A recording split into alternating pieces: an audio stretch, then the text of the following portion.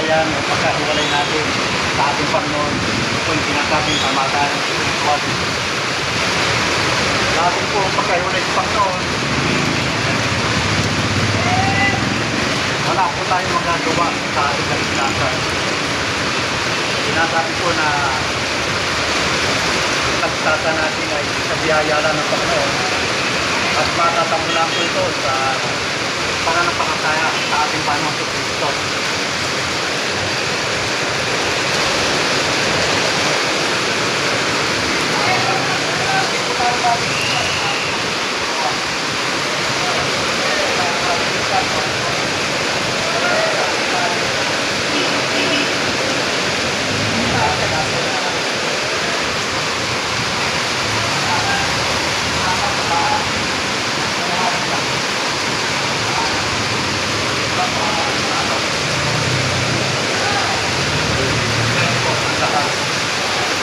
Para po tayo hindi bumagsak dito sa sinasabi na walang buhay, walang hanggang kaparisahan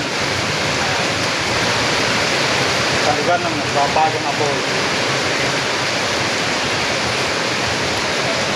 Mga kapatid, tatlong bagay lang po ang pwede natin gawin upang tayo ay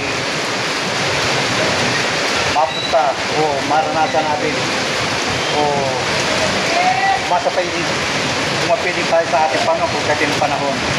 May silang po ang buhay. Huwag po natin sayangin.